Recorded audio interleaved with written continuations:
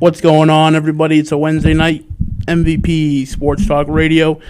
Bringing in Drew on the phone right now. And we got Ryan in studio with me. No Drew. No Tim tonight. Yeah, this is Big Celtics Fan 33. You probably know me from my podcast, Fly with the Bird. Fly with the Bird. Here's the deal, okay? The Celtics got to get rid of this jack-in-the-box, Brad Stevens. Whoa. Hang on. Can we, say hi first? You know, how you doing? How's your week been? You digging right in. He's diving right into the deep end, buddy. Listen, all right. He's soft. Brad Stevens is soft. Look, you heard it here first. Fly with the Bird podcast. Big Celtics Fan 33. Look, Larry Bird is not going to walk through that door, people. He's amazing. He's a hero in this city, but he's not walking through that door. Brad Stevens is soft. He's going to get these guys to play basketball the way Larry played. Selfless. And he's too soft for this. We got to get rid of this guy. We're going to take him down. And listen, you listen to the podcast, and I'll tell you a little bit more about it later on. But listen, right now I'm going to turn it over to my good friend Drew Almeida. He's here with me, and that's all I want to say. Thanks for giving me some time. Yeah, no problem. No problem, Fly with the Bird. No problem, buddy. That's hey, what's going on, guys? Drew? Hey, Drew. How you doing, buddy? Good to hear from you. He's a little excited about the Celtics and, basically wasting a season here with this team. And, I don't think he's wrong. I think Brad Stevens has to take a lot of the responsibility for what happened with this collapse. I mean, look, they took it to 7 with the Toronto team that they should have wrapped it up with in 4 or 5 games. And then, look, they took it to 6 games with the Heat. I mean, the Heat, look, they got some great snipers. They got some good shooters. They got Jimmy Butler, top 10 player. But there's no way that Heat team should beat all the talent on that Celtics team. It's just, it's unbearable to watch when they're out there, just lackadaisical defense, playing stupid, throwing the ball into the stands, throwing it into the backcourt, just throwing it away. I mean, turnovers galore. And I can't watch another season like this. Look, we got another season coming up in about a month. We're going to get started up again, right? The 2021. Is it really that quick of a turnaround? I really think it is. And I'll tell you, I don't know if they're going to push it back or not, but we can't have Brad Stevens running this team. I mean, not this Brad Stevens. Maybe he goes to sleep for the next month, right? Oh, no. Like Rip Van Winkle. So he goes to sleep like Rip Van Winkle, and he wakes up, and he's a new Brad Stevens. Then I can see him coaching the team some more. But, man, this guy's bad. I think I'm going to disagree with you, Drew. So the players play, the coaches coach, right? Can we agree that Brad Stevens is probably a top 10 coach in the NBA, right? Even after what happened in the playoffs. Even after what happened in the playoffs, I still think he's a top 10 coach, right? Agree? Before this playoff run, I would have agreed with you. I still think he is. This is a player's... He's a people pleaser. I think he's a people pleaser. The NBA is the one professional league where the coaches mean the absolute least in the league. If you compare the NBA, the NFL, the NHL, and Major League Baseball, the head coach in the NBA has the least amount of importance. It is a players' league, 100%. Right? I agree with you there. I agree with you. And honestly, who else is going to step in? I will tell you right now, you know why it's a players' league and coaches don't matter? Because you got a no name with no experience at all, just plays. Brooklyn Nets give Steve Nash a job with absolutely no experience at all whatsoever. Kyrie hates him. What team did Jason Kidd coach? Was that Milwaukee? Yeah. Before Giannis, right? Yeah. Even worse, right? This is a player's... Absolutely. Tyronn freaking Lue, who is the most subpar NBA basketball player, literally, of all time, gets a coaching job to coach the freaking Cavaliers and LeBron James. You think Tyronn Lue was actually coaching that team? Absolutely not. Oh, no. LeBron James was the head coach of that team. Coaches do not mean squat in the NBA. So I will tell you right now. Then, since they don't matter, how do we get these guys to play to that next level, to that championship level? Because they didn't look like Your that. first step in doing that is getting rid of Marcus Smart. That's your first step. Number one. I think Marcus Smart, his value is high right now, coming off another all-defensive team.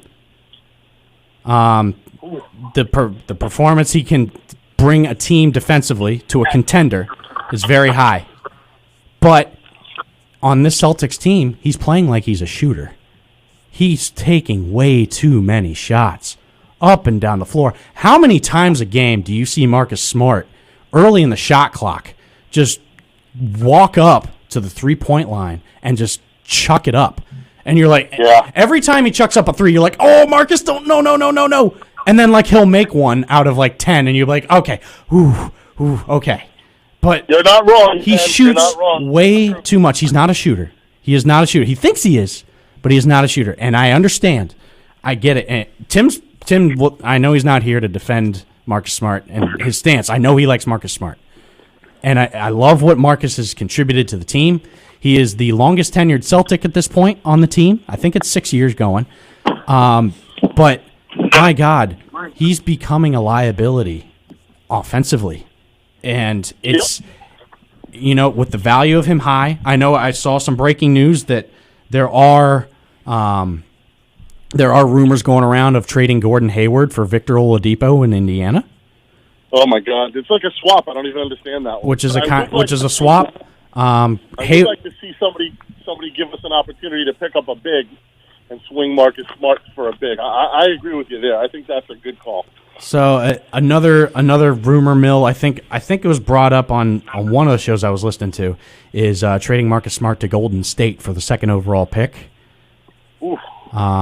But I wouldn't think be the worst thing ever. There was a writer that said that's probably too much. I think they said Marcus Smart's worth more than that, which, I mean, I don't know. Marcus Smart for the second overall pick does sound pretty good. Not going to lie. I'd love to see that happen and then see a nice big man in the draft, man. But hey, listen, I gotta let you guys fly for a couple of minutes and then catch back up with you. I know you're up against a little bit of a break coming up, so I'll let you do that. I got to get back to doing what I'm doing here, and then I'll follow up with you in a few. Sounds good, Drew. Sounds good, buddy. All right, boys. See you in a bit. Which means now we have two phone lines open, folks. 508-222-1320. Give us a call. We're talking Celtics real quick before we dive into football. I know Nick doesn't watch a lot of basketball, but you want to dive into it here? I watched enough of playoffs, and so for me, and I'm going to echo kind of what Drew was saying a little bit to where, the performance coming out of these guys is subpar at best. I know in the comments here, saying, Kemba's subpar. I think the whole team was subpar. Yeah. Look, a lot of these mistakes. My buddy Randy brings up Kemba had to be better. His playoff performance was subpar. Definitely. To kind of reflect on Kemba, I don't think Kemba was 100%.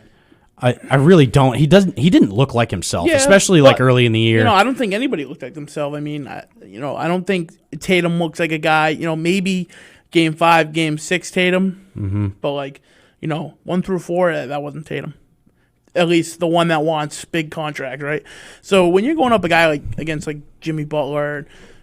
He's a guy fighting for a contract. You're a guy fighting for a contract. Jaylen Brown was probably your best player all series, honestly, and I mean, in terms of consistency. And Tatum, that's his series to prove. Both series. I don't think he played well the first series, or at least for 50% of the games he didn't. And to come out and stupid turnovers. Game 1, he kind of lost that game, arguably, and just a bad performance for a guy that's looking for a lot of money just doesn't strike me well. And I know they'll sign him, but a bold take from me would be I don't think that's a guy that I pay big money. I think I pay him a little more for another year. Tell him prove yourself.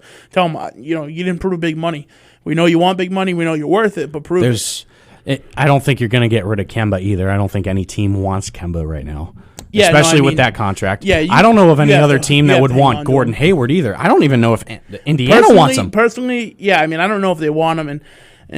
But I would like that flip. The sources behind that rumor are decent, but not not anybody like crazy credible to where I believe it 100%. But I think I take that trade tenfold. I'd like Hayward for Oladipo. Oladipo is a guy that can attack the basket. He's coming off a knee injury too. I get that, but he's a guy that can finish at the rim, and we don't have that other than Jason Tatum and Jaylen Brown. We need another. We do need that depth person that can finish at the rim. He's a guy that can finish at the rim, and he's a guy that is not stat centered. Kevin hasn't been finishing. Yeah, and I think your problem with Gordon Hayward is he's too stat centered, and when he doesn't have the performance that he thinks he should have, it's a problem. And and having his girl on Twitter and all this back end stuff you don't need. And I think that comes down to coaching too. At some point, there should have been a stop to that from the coaching and the management. And I know this wasn't even the season, but or actually it was early season before the whole COVID cut, but. To me, I think they need a more stern manager. To me, Steven strikes me as a coordinator kind of guy. And again, I'm coming at it from a football take, but I know from every sport that I've played, baseball, football, and just random other side sports. For me, having a more angry-oriented coach is better. And for me, for a morale boost, they need a guy like that, right? You shouldn't have players screaming in the locker room, yelling, right? You should have a coach yelling in the locker room. Players should be sitting there silent and listening, right? I get that they're multi-million-dollar superstars, but at the end of the day, the coaches have the upper hand in any good franchise, right? In every other professional sport, all of your players kind of feed off that coach, right? Off of their head coach. See, but I think you see it with Belichick. You see it with the Patriots. With Bruce Cassidy and the Bruins too, the style of play of each team is based off of the coach's strategy. And honestly, I think Brad Stevens feeds off of the players. And that's a problem. And what kind of really exemplified that for me was in Game 6. Yep. When we had a 6-point lead early in the fourth quarter. Every single game, we had fourth quarter leads. Every single game in this series, the Celtics had fourth quarter leads, and they blew almost every single one of them. Yeah. And especially in Game 6, you have a 6-point lead. You're up 96-90. I remember it distinctly. You're up 96-90. And as soon as Miami started getting on a little bit of a run, they went on like a 4-0 run, 6-0 run. I was like, that's it. That's it. As soon as that happened, they folded. And then you see the last 5 minutes of the game. Yeah.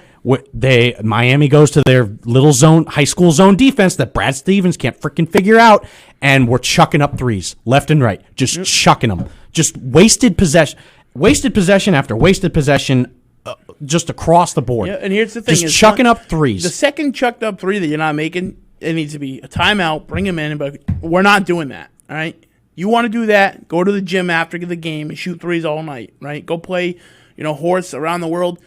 We're not doing that right now, right? You can treat them as a team. Like, they're under you. You're their coach. You're their boss. At the end of the day, you are their boss, okay? You can bench them. You can cut them. They don't make money if you cut them. Like, you need to understand you're their boss. You're not listening to them, all right? Like, for me, when I coach, whether it's football, any level I've ever coached, the first thing I say, you're not chirping other players. You're not chirping refs. You're not chirping the other coach. My job, right? I will defend my players. If they're wrong, I will be right out there, okay? Basketball, I've gotten plenty of technicals. I've almost been thrown out of 17 games. I am there to stick up for you guys. I'll handle my own, right? You just show up and play, okay? Everything you want to say out there, back it up on the court. Literally this is why I hate the NBA so much. You got so much flopping and complaining and Marcus Smart literally just throwing up his hands and yelling. As soon as Marcus Smart yells, he gets called for a foul. And every trip up and down the floor when the foul is called, Daniel Tice does it, Tatum does it, Jaylen Brown actually not so much, Kemba does it. Marcus Smart especially is probably the worst in the league.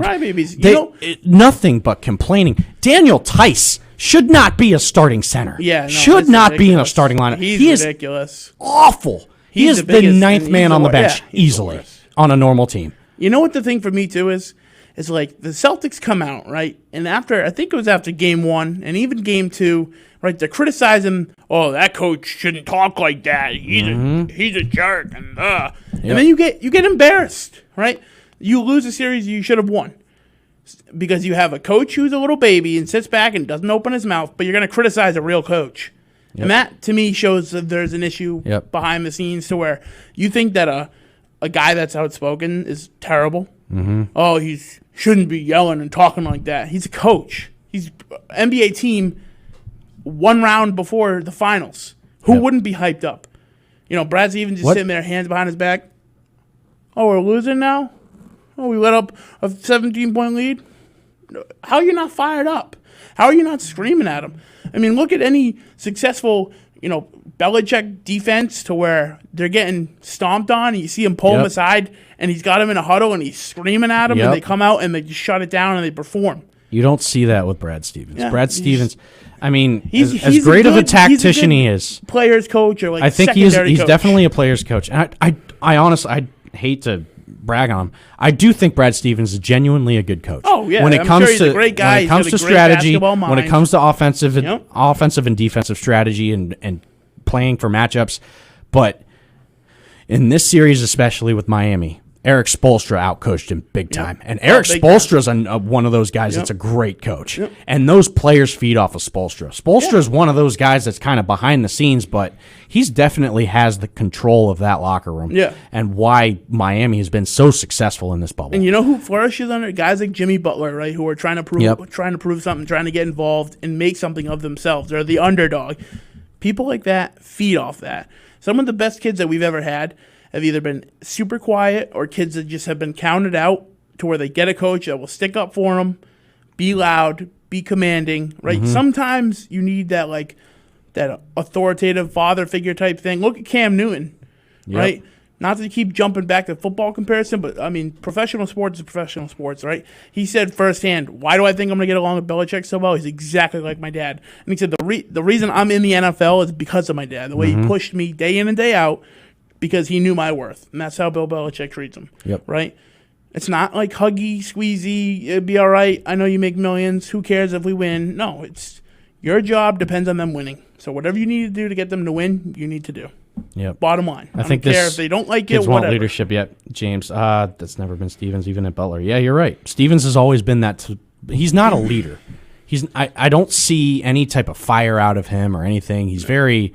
let's go, guys. Hey, we can do this. Hey, guys. As soon as they come on, you see the little. Like I said, guys. NBA is a players' league. It is a players' league. It's not. There's maybe 1 or 2 coaches in the league that are really like true leaders. Greg Popovich being one of them. Looking back, I think Greg Popovich is probably the only coach in the NBA that's a true, genuine leader as a head coach. Yeah. Maybe Doc Rivers. I was going to say, and I think you look back at like Doc Rivers, but Doc Rivers look at how they rallied around him after what happened with the Clippers, especially his tenure in the Clippers. His legacy has taken a huge hit. A lot of early exits. And in that type of case, I know that, again, going back, it's a players' league. I get that. But in these certain instances, especially with Doc Rivers, I think that team, I don't know what happened. I don't know what happened with the Clippers, honestly. I don't care, but yeah. But it's one of those scenarios that has happened many times in sports. If it's not going to be Brad Stevens, it's not going to be Brad Stevens that's going to chirp in these guys' ear and be that leader that leadership and show that leadership that a coach needs to exemplify, you need to bring a veteran in here who will. Yep. It's not Marcus Smart. It's not Kemba Walker. It's not Jaylen Brown, and it's not Tatum yet. Tatum is not there. Tatum has a lot of growing up to do, especially after watching him in the bubble. He has so much growing up to do. He didn't show any assertiveness. He was very passive. His three-point shooting got progressively worse through each series. He doesn't have the positional awareness. You need to know what's happening around you. If you're a tie game and you have 4 seconds to drive and put it up and take the game home, you do it. You don't shoot a 3. Just stupid little things that you're not a leader for that, right? So you look back and those are things that Paul Pierce doesn't do. Those are things that Larry Bird doesn't do. Those are things Ray Allen doesn't do. Yeah, right? Complete. Damn near tarnished. So the only thing that I think Doc Rivers saves is that very first year when we won the championship in 2008 with Ray Allen and Kevin Garnett and Paul Pierce. I truly believe Doc Rivers is the only coach that could get that team to gel together and play for one another. I think he doesn't get enough credit for that championship run. I don't. Yeah. But, with that being said, with what happened with the Clippers, he was not only the coach, he was the general manager too. So he was responsible for getting players in and out too. and you have Kawhi and Paul George. Kawhi, arguably one of the best, if not the best player in the NBA right now. Yep. And then just a complete ball player there. And Paul George, who's probably arguably a top 15, top 20 player.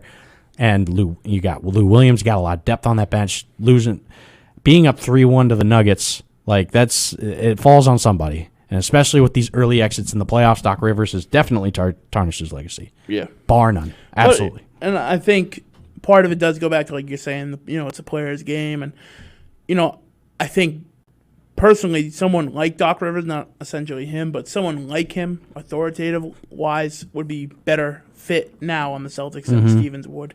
But I also think even bringing in, just a veteran guy, you bring in someone, probably not Pierce because, he obviously is now a sportscaster, is going to make more than a coach would ever make. Yeah. But you bring in a big figure like that from the organization to help on the coaching platform. You see it all around. I mean, Gerard Mayo with the Pats and, Veritek with the Sox. You see guys like that get integrated for those reasons because they've won championships. They understand the mentality. They know what it takes. And like I said in the group chat to you guys, man, it was like going into it, they didn't have anyone familiar with the environment. They didn't have that sense of leadership. It was kind of just a bunch of young guys kind of just doing their thing. And, maybe if this is a veteran team, say like, back to with Pierce and all these guys back then, you could probably have a guy like Stevens and get by because they know what they're doing. But you have a wicked young team, man. You have such a young team. You really like do. you said, Yep. Smart is your biggest tenure guy. And when Smart's out there being a shooter when he shouldn't be, when he's overstepping his boundaries, everyone else is going to. Mm-hmm. Your leader's doing it. I mean, whether you look at him as a leader or not, he averages like 10 guy, points a game for his career. Your He's not a shooter. Guy is He's your not leader. a shooter. Your longest tenured guy is your leader. And he sets the tone, whether you like it or not. I mean, other than that, who sets your tone? I don't know if he has that respect, though. And I'm not saying like he as fully someone does, that can step but in and be that veteran presence. He's the guy that's been here, so you kind of just see what he does and you try to fit the vibe to fit in for a lot of these younger kids. Mm-hmm. And I don't know, it's just like a lot of people said. Even I think there's a couple on here. It's a real young team. Yep, it's tough. They are. Yep. Yeah. See, KG, someone like KG, something like that. I don't know if KG would be interested, honestly. And yeah, I mean, you just signed Brad Stevens to an extension. What, he's going to be here another 5 years? Yeah, but you're not saying head coach. I mean, teams have gotten rid of coaches after signing extensions too. So I don't even know if you get rid of them. Like, it's hard because, like I said, I think I don't know if KG would want to come in here as like an assistant or anything. Yeah, I don't see that. I mean, it's a great idea. Don't get me wrong. And honestly, if Danny Ainge needs to make some moves, man. Yeah. He's refused to make any type of deadline moves to fix any weaknesses on this team. Kind of like Don Sweeney did a few years back with the Bruins. Like, he needs to address we need a big. For this team to make that especially next step. For what the league is right now. You make the Eastern Conference Finals the past 3 out of 4 years. Like, are you okay with that? Are you okay with just being stagnant and average like that? Like, I mean, this is Boston. This is the Celtics. The Celtics bring banners. All right, it's been since 2008. You've had 12 years to rebuild. All right, it's time. It's time to do something. Danny Ainge needs to make a move, and you need a big, because honestly, with this bubble, you were the most talented team in the East, arguably the most talented team in the NBA. You had a path. You had an easy path to get to the finals and see LA, and you were going to compete with LA. You definitely were. If this team had some fight, if this young team could have grown up and shown some fight and some grit and physicality, they could be there with LA right now. Mm-hmm. Arguably, one of the most disappointing seasons in Celtics history happened this year. I firmly believe that. I agree, and we're going to take a quick break. Actually, it might be a little bit longer. Probably roll 2 breaks in. Stick around. We'll finish out. Definitely went over a little bit. Oh, we went way over. We had to lay it into the Celtics to start the night so we could jump right into football because it's going to be a big, big week. But, yeah, we have 2 lines open. Drew's probably going to join us a little bit later. 508-222-1320. Stick with us. We're going to roll some breaks here, and we'll be right back, folks.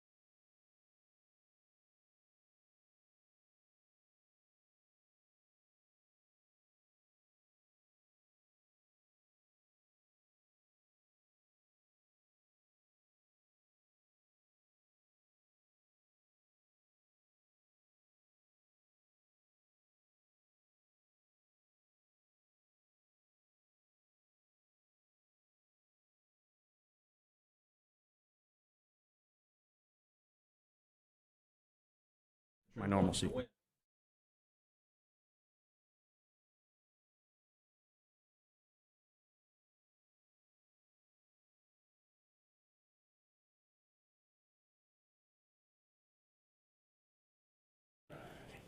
We're back.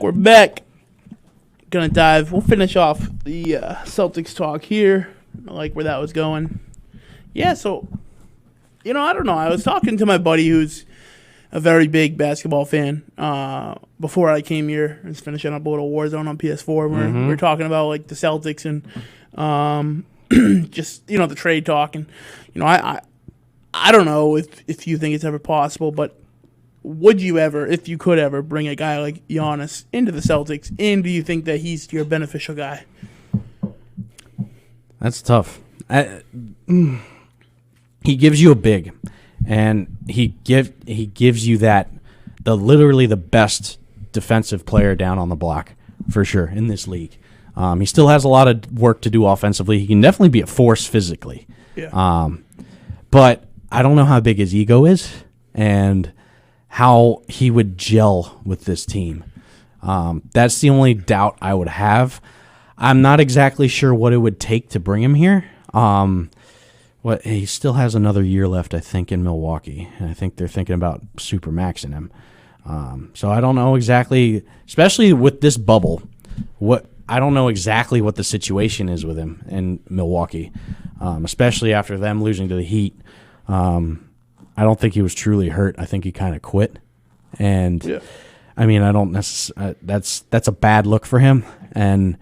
But I mean, if you can bring him here, yeah, he definitely propels you and definitely makes you the favorites to win the title, 100%. Yeah. If you can dump Gordon Hayward and trade him for like Oladipo, who's not a high salary player, and if you can trade Smart, I know Smart's only making about 13-14 million, but that frees up your space and gets rid of one of your max contracts that you have with Gordon Hayward. That would definitely open things up. Jaylen Brown is signed long term already. Kemba signed a max with us last season before the start of this season, and then so you got that's one max. You're probably super max Tatum. You have to. As much as we were bashing Tatum in this playoffs, and especially in the Miami series, I still think he can be one of the best players in the NBA. And so you'll supermax him, and you got Kemba, which leaves one more max contract that you can dish out. Or if you sign him for like 3 or 4 years, I don't know. I would entertain the thought for sure, though, if it's possible. For me, I thought the ego and his attitude is definitely going to be the thing that'll, my hesitation. I just think there's only so many spots he can land, And I don't see him sticking there. I don't think that they're utilizing him right. They're not building enough around him. I feel like if anybody can make that type of move, it would be Danny Ainge. I mean, arguably he is that team, right? If he can let his cojones drop a little bit, Danny Ainge just take a shot, take a chance. I mean, why not? Giannis wants to win. I don't think it's as much about money as people think it is. Mm-hmm. I mean, the guy can get make all the money he wants there. It doesn't mean he's going to be happy. He strikes me as someone that wants to win. You don't give it your all every season and put up 40 points a game just to lose, right? Mm-hmm. Because then you think, well, you know what, I can put up 20 and we'll still lose. What's the difference? Right. So for me, like, he's got to go somewhere. I don't think he stays in Milwaukee. I think he leaves. I mean, I could be wrong, but I think he leaves, and there's only so many places he can go, right? I don't think he, any super team he mends well with. I think he's got to go somewhere where you have a lot of talent around him, but not overpowering talent, right? Right. A guy like, Jaylen or, someone or Tatum and, guys that don't mind having a little less points to know that they're going to get the win, right? So a guy like Tatum, he can have a 13-point night and be cool with it. Yep. There are other players out there that aren't cool with that. So for me, it seems like he'll mend the best here. I mean, going to Boston, especially for Giannis, it'll take a lot of the offensive load off of him. Yeah. For sure. I know he's been a stat monster the past 2 years, and honestly, I think he'll probably win the MVP again. Yeah. And he's averaging a triple-double pretty much almost.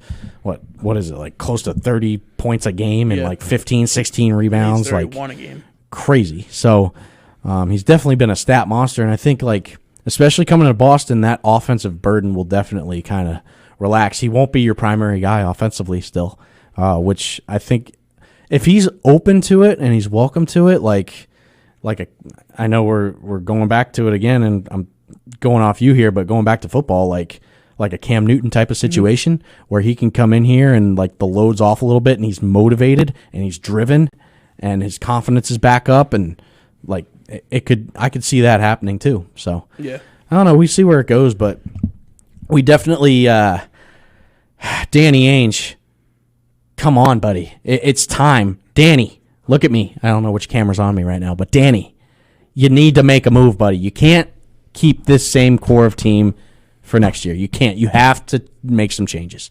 Something has to happen. You have to. Your number one priority is a big. You need a big, 100%. Whether it's Giannis or some way to get him or somebody else, Daniel Tice, Rob Williams, and Ennis is not your answer right now. It's not. Rob Williams is still too young. He was hurt a good majority of this year. I mean, unless he has a lot of confidence in Rob Williams to come in of his own and actually be the player they think he is, he's still way too raw. And the time to win with this core is now, and you need to make some changes. Yeah. Other than Jalen and other than Tatum, everyone else is free in my book. Yeah, and I think they're all at the best point in their careers to have a bigger guy brought in. Like you said, getting rid of Smart to where you open up a little money, and you're not going to miss out defensively with Giannis. You do need your big.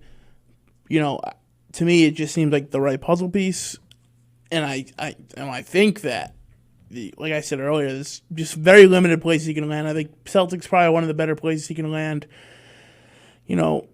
Maybe a team like the Nuggets, but I don't really see him there. There's just so many limited teams I see him fitting in, and he's got to go somewhere that has talent, right? He's not going to go put himself in a Milwaukee situation again, otherwise he'll just stay there and make money, right? So, I think he's the kind of guy that can humble up a bit. Which isn't necessarily a bad thing. Yeah, it's not the bad thing. Get paid. Making like 50, 60 million a year. I'm sure that's not a bad thing for him. His type, his overall being is the type that sells and makes money on endorsements. So he'll make money behind the scenes, even if he didn't make good money down there. So that's why I think for him, it's about a championship, and it's about that next level thing, right? Because you don't always just want to be, that's Giannis. He never won, but he had good stats, right? Yeah. You talk about LeBron is back in it. Does he get another title? Does he make? You know what I mean? How many does he win? Does he get up near Jordan? Right. That's the type of stuff that. LeBron, that big player. I won't argue with the fact that LeBron's a top 5 player of all time, but any player with a losing record in the finals can't be the GOAT. No matter how many there's a picture of like these stats about Jordan compared to LBJ, and it just puts everything to rest. But you can't. The greatest of all time cannot have a losing record in the finals, regardless of how good he is. You can't, 100%. But I don't know. I was a little quick on the trigger once Miami beat us, but I think the Lakers win this thing in 6, honestly. Anthony Davis is your MVP of the playoffs so far, not LeBron. Not LeBron. LeBron is not your MVP. They will win because Anthony Davis is probably is one of your most unguardable pieces offensively, and he's so good defensively too. And he provides so much for that Lakers team, and the matchup of the series is going to be Adebayo and Davis. That's going to be the matchup of the series. And if Miami can kind of take that next step, because honestly, I think the Celtics beat themselves a lot in the series. I don't think Miami. Give Miami credit. They're great defensively. They're very physical. Jimmy Butler, I don't think had his best series against Boston.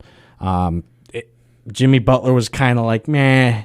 He definitely provided that presence, obviously, and he made some shots, but he wasn't their best player in the series. Adebayo was. Yeah, and then you get guys like Hero who step up and out of nowhere. Hero knocking 37 down, and then he'll probably you got this no name bum named Duncan Robinson who's hitting threes too. Like, how do you let players like that just dominate you? And It's I think atrocious. that echoes back onto beating themselves. Dragic was great in this series too. So these guys need to take that next step because the Lakers won't beat themselves. They really won't. I mean, I see the Heat taking a game or two, but I just think the Lakers are far too talented. Yeah. With LeBron and Anthony Davis for this to go any more than 6 games. So. Yeah, I agree, and I don't know, man. I just hate to see LA win another. Yeah, I would too. I really do. Especially LeBron. Yeah, but again, that's like why I think Giannis has to want to win. I don't think you can get put in like the LeBron. I'm not gonna say. But I'm like not you comparing said, him the to NBA Jordan. is catering to him, man. It's the year that Kobe tragically passed away, and the Lakers are in it, and LeBron's there. Like it's scripted, man. It's set up for them. Minimal fans, so now you have an opportunity. To Friends and family sell big money. It's set up for them. It really is. You can't deny that. Yeah. So I mean, it is what it is. Yeah. It's the NBA, folks. How many years do you think you give LeBron? If he loses this one, do you think he considers being done? Oh God. If he loses this one, especially to the Heat, to a team where he left. When he was with the Heat and he lost to the Mavericks, that was really bad. Yeah. That was awful. If he loses this one, oh God. Oh Jesus. I don't want to hear another greatest of all time. I don't want to hear it already. If he loses this one, I mean, we're talking in the territory of I guess I get it. It's the bubble. It's the pandemic. But if you're relating it to just sports in general, this is as big of a collapse as the Yankees did in 04 to us. Yeah. That's up there. This Lakers team is far more talented than the Heat. I mean, we were pretty far more talented than the Heat too, but we beat ourselves. We absolutely 100% beat ourselves in that series. And I said it before, it's one of the biggest choke jobs in Celtics history.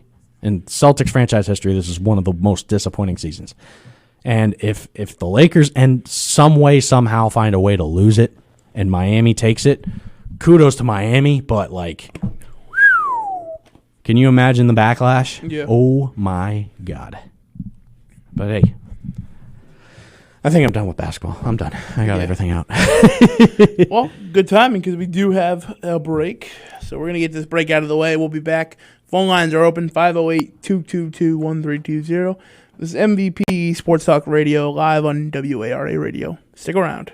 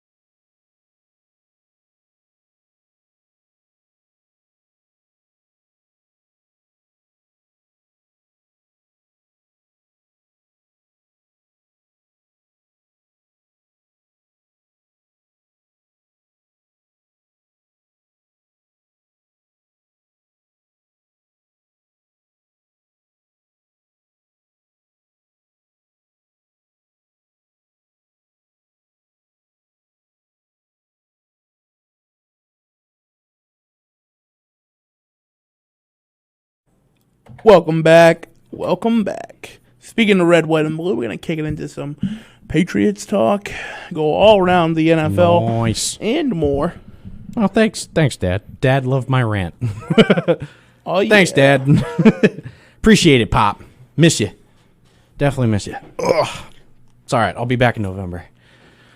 Oh, snap. All right. Football. Ooh, here we go. We're diving right in. All right. I'll admit defeat here. I will give kudos, and I will give it where it's due. Tim, our other host who is not here tonight, which I'm actually kind of happy about because he would gloat about it, obviously. Oh, yeah. We all know Tim. He definitely called the Lions beating the Cardinals. He called it. I didn't think it would happen, all right? I didn't think it was necessarily crazy, but...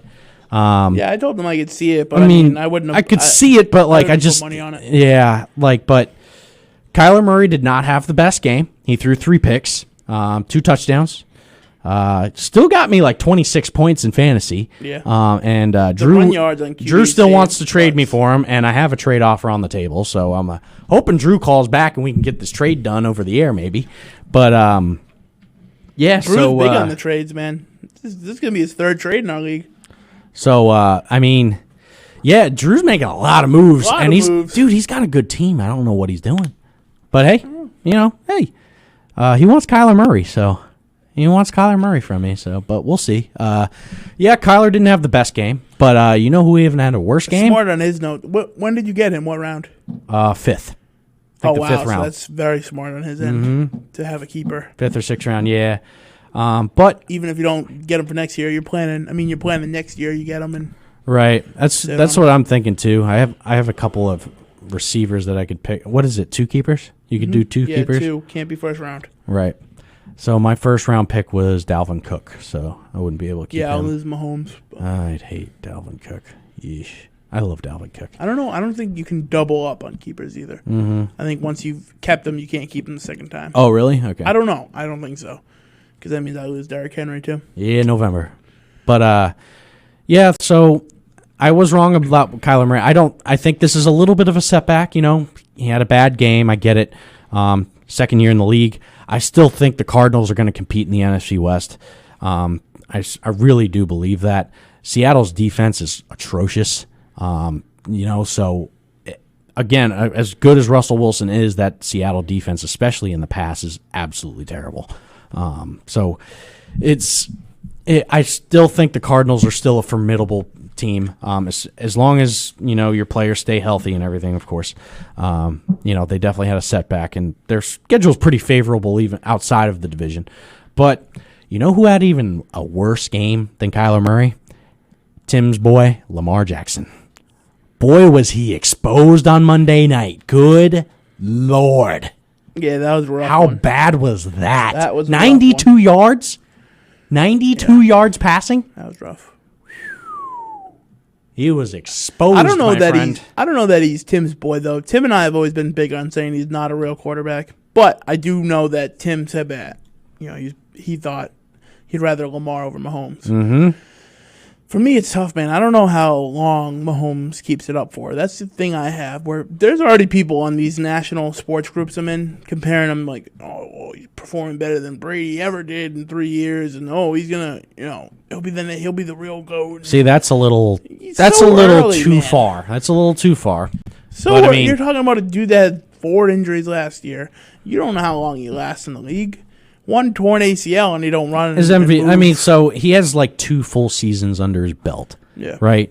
And even last year, when he faced the Patriots, he wasn't 100% there. You didn't see the real Pat Mahomes until the playoffs came, when I think he was fully healthy in the playoffs. But easily you have Mahomes and Russell Wilson are your 1 and 2 right now, by far. You can I don't argue know, either by side there. far, you think? I think so. I think it's Mahomes and him. You could after the first 3 games, Aaron Rodgers looks really good too. Yeah, I think you have a lot of quarterback talent this year. So, But I mean, if you had like a definitive 1-2, it's probably Russell Wilson and Pat Mahomes. yeah, I can give you that. Yeah. And then there's everybody else. Yeah, I think Kyler and Cam and Aaron Rodgers for sure are definitely up there. I don't know. So for me, it's hard too. I don't think that Mahomes, he had a great game. So don't get me wrong, because I trashed him. Baltimore's defense for like 2 Baltimore's weeks. defense is good. I trashed him for 2 weeks straight. I just think that Baltimore got too into it, right? I think it was a lot like the Titans scenario where you have good coaching, Andy Reid, great coach. So you have proper coaching that has the film on him, has a game plan, and then you have Baltimore coming out with no game plan. Baltimore's offense is not built to play from behind. And it's just... They're not. I hate to hate, the coaching to me has never been good in Baltimore. I do like John Harbaugh. I like John Harbaugh. He's just had so many stud teams, it doesn't do anything with them. How many years has Baltimore been? I mean, the Baltimore Steelers back and forth talking, 6-7 years ago. Mm-hmm. I mean, he's always under Ray Rice and he's had stellar guys, and Joe Flacco wasn't a bum back then. He was a decent quarterback. He had a great offense. You had great receivers, and they just never did nothing with him. So one Super Bowl. Yeah, one. He should have had arguably 3, if not 4. Should have had a minimum 2 to 3 Super Bowls. Okay. With that team. So I think he's Baltimore's worst enemy. I think you get a good coach on Baltimore, and I think that they do 10 times better than they already coach, are. Yeah. It's just they have so much talent, dude. You can't. I feel like one of their touchdowns, first off, is a kick return. Mm-hmm. So you can barely credit them with a competitive score. Right. Essentially, they lost absolutely 30. That dude is fast too. Good God. 36 they have. Casey. 35. 35 to 20. So 35-13 yep. game is your final. Yep. Realistically, without that kick return, talking offense to offense. Yeah. They need to. Lamar Jackson isn't a passer yet, man. He missed a lot of throws, a lot of inaccuracy. A lot of throws, man. And defensively, though, KC still dropped the ball. Baltimore dropped the ball. You can tell me, Mahomes is great, man, but, some of those, a couple of those 70, 80-yard, routes were, high school crap. Mm-hmm. You just can't let a guy burn downfield. And then, it was 3rd and 20, and you have 5 Baltimore defenders, and they're just kind of, spaced in a circle, right? As if they're just going to play zone coverage, but they're playing ahead of the line of the first down mark. Mm-hmm. So then he gets a pass and he's first down right away. And going to your point about the coaching in Baltimore, I kind of firmly believe that they're kind of holding Lamar Jackson back in a way.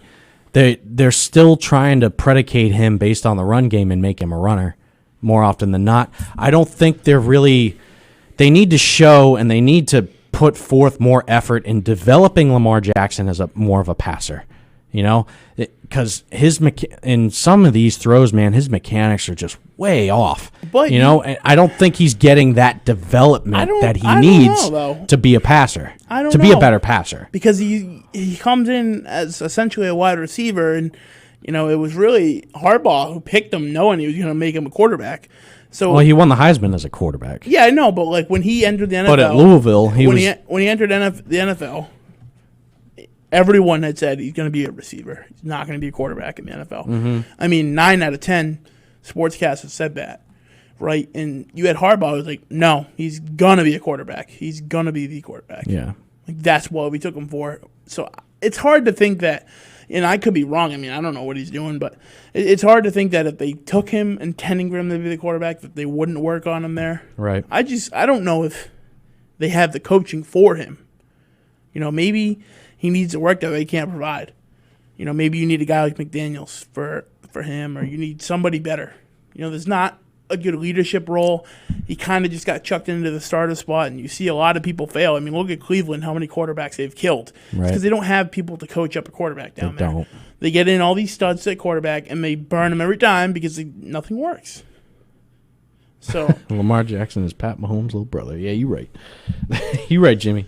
They're both great quarterbacks, and I do dog on Mahomes a bit sometimes. Partially because I get the Peyton Manning vibe to where it's throw it up and my receivers go and get it. Mm-hmm. And that doesn't strike me as a real quarterback. Yeah. I want you to drop a pass on a dime, for Lamar? Corner of the end zone. Talking about Lamar? No, for Pat. Pat does that all the time. He's dropped dimes, man. He can. He dropped dimes in that game. No, he can. But nine out of 10 of the passes are just kind of like anybody can make. He's got good. He's got speed. He's got such a good receiving. He does core. have speed. Yeah, you throw it 20 yards ahead, and you know your guy's going to catch it. That don't happen anywhere else in the NFL. I mean, look at Tom Brady. How many times did he overthrow Dorsett and all these other receivers over the years? I mean, he just didn't have speed. Especially last year, he didn't have receivers that could get separation. This year, it's the same way, but Cam is fitting those passes in there in a sense, and we can get to that. We can look forward to, because I think we're going to have different viewpoints on the Pats-Chiefs game this weekend. Oh, we probably will. Which will be.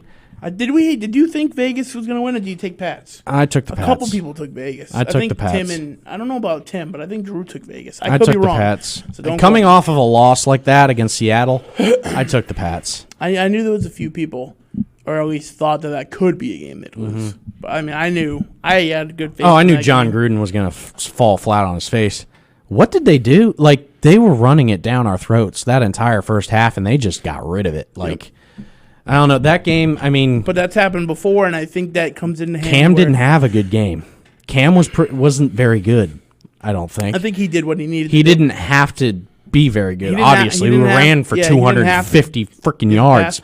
But lost, I think, like I said in our group chat, too, I thought Vegas, made a lot of these mistakes time after time again on these drives. They, especially in those first three possessions where they held us to 3 and out. The offense was super stagnant, especially in that first quarter. Oakland makes a couple penalties on their drives. I can pull up the drive stats and stuff. You have all these little that's a comparison. Oakland kept making little paper cuts, right? A penalty here, a fumble there. Yeah. Just kicking themselves in the foot. It's essentially you stab so many holes in a bag full of water, eventually the bag's going to burst. Exactly. I feel like cause a certain amount of leaks. I feel like Vegas more or less beat themselves more than the Patriots beat them. But so here's my take too, and it's not really a hot take. And I think it's been happening for the past 20 years. You see games like that happen all the time, especially in the regular season. Often, yeah. Where you get a team in here who's hot and stuff like that, and they literally just make mistake after mistake after mistake. I mean, Vegas was projected to be a dominant team, 2 years ago? And, you see when Derek Carr had that MVP type season, yeah. And then you see it with LA. You see it often. It happens all the time. But I think for Cam Newton not having a blowout game, I think that part of that was intended. I think New England's game, and I could be wrong, but I think Belichick and New England's game was, don't put too many tricks out for tape, right? We're just going to come out.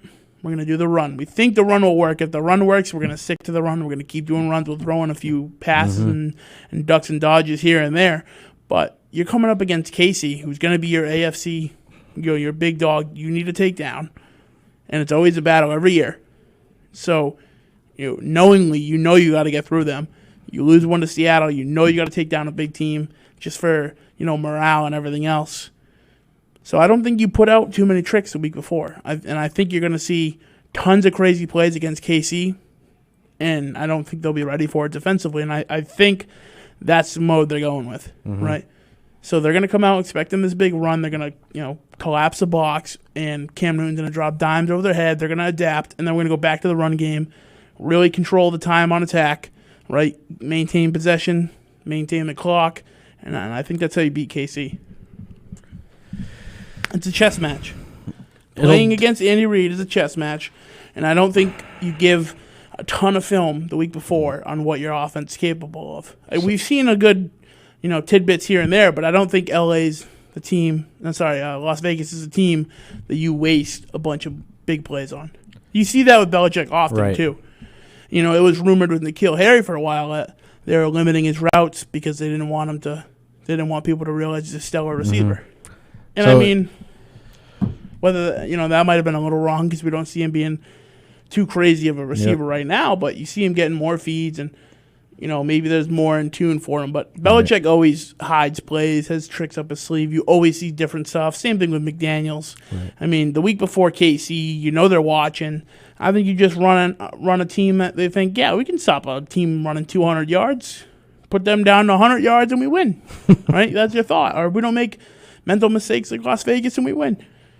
So I mean, I don't because you don't do what you did against Seattle, even though they lost the plays and just the passing yards. Cam 300 and change yards. Like you don't put that up, and then the next week have nothing to show. I mean, you got the win, but there's a plan there. They don't just do that for the heck of it. So I know we gripe on it, and Cam had a great game against Seattle, like almost won the game for us, like all that good stuff. But this past weekend, Dak threw for 420, 430. Cam threw for almost 400 yards, and then in week one, Matt Ryan threw for like 350. Mm-hmm. They were saying that the Seahawks have the worst secondary right now. They are ranked dead last in pass defense, and this apparently they are the worst pass defense in the history of the NFL through the first 3 games of the season in the history of the NFL. They surpassed the 2011 Patriots when we went to the Super Bowl against the Giants that year. And our secondary that year was atrocious. Yeah, I'm not surprised. So how much should I didn't know that stat. And I was like, wait a minute, Seattle, Legion of Boom, the years that they've had, they've always been solid in the secondary. But this season, how much credit should I really give Cam Newton for beating an all-time terrible pass defense? Well, you know what I mean? I think you give Cam Newton ample credit because, regardless of the defense there, he hit the receivers on the money. He put it where it needed to be. And, that's no knock on him. But, I mean, all 3 quarterbacks have been able to do that against Seattle. And, I mean, they almost blew it. You have – those are because they were up big against Dallas. Those are 2 other great quarterbacks, though. Yeah. I mean, Dak, meh. Arguably he's comparative to Cam. You don't think Cam's your next Pat Mahomes, but you rank Cam somewhere top tier, probably I put him above top Dak. 10 somewhere. I'd so put you him have them above both Dak. in the top 10. I don't know. It's tough, right? Because they're not great now. It's understandable that they're ranking that way. They're still a smart defense. They're still a hitting defense. They still do a lot. They do let up a lot of passes, but I think you're going to see the shift come week 5. They're a young defense. They have a lot of guys they threw together. They've always been struggling with injuries and rebuilding and kind of shaping things to where it needs to be. So, this needs to be a statement game for Cam. It's got to be a statement game. So I think you're facing the best defense you've seen all year. Mm-hmm. I think Kansas City's defense is actually very underrated. Tyrann Mathieu back there is a force. They have great pass rushers up front. Their linebackers are okay. And their secondary can be beat, but they've been really kind of playing above expectations. I think Kansas City's defense is very underrated.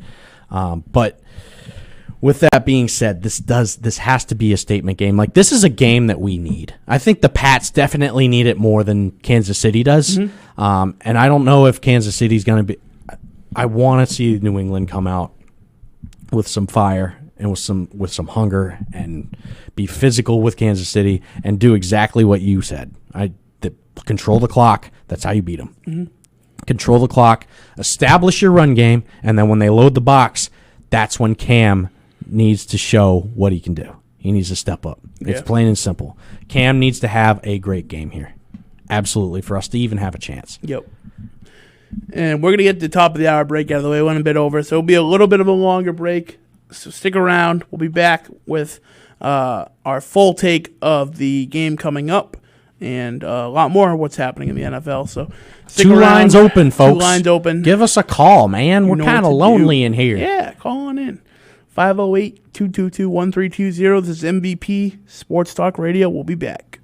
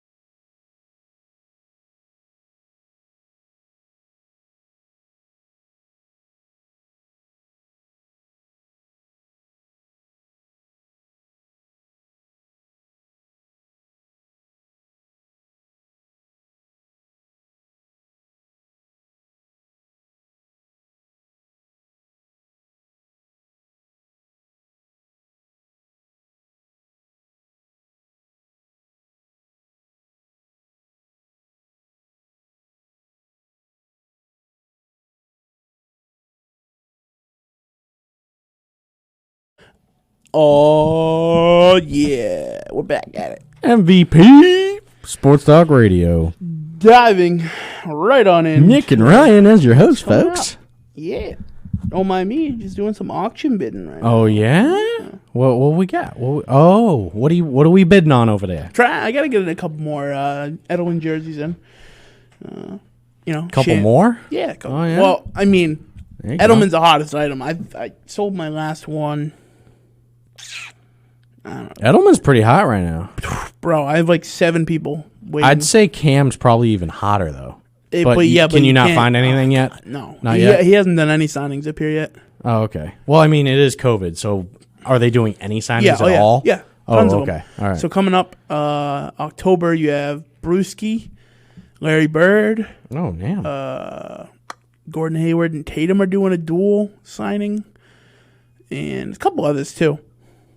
So there's a bunch coming up. It's just I haven't seen Cam, but I mean, you usually schedule them in advance too, because that's something where you pay them a flat rate, you pay all their travel, you pay all the stuff like that. So, I mean, it takes time to set that up. So, I'm kind of not surprised.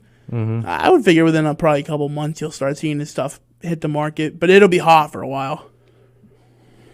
Yeah. But yeah, man, I mean, Edelman, I got like 7 people waiting for him.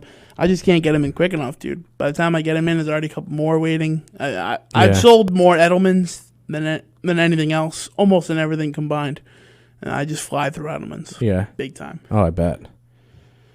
So yeah, this is nice. Well, you can see it from here. This is a nice red one I'm trying to land. Oh, that's a good one, yeah. That I have someone lined up for if I can get it. We'll see. Oh, okay. We'll see how that goes. All right.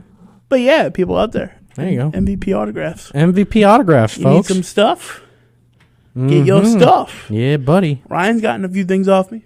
Hey, we could touch on it, like take a little side A road. little detour. What do you think about Adesanya and Costa this past Saturday, man? Talk about dominant, huh?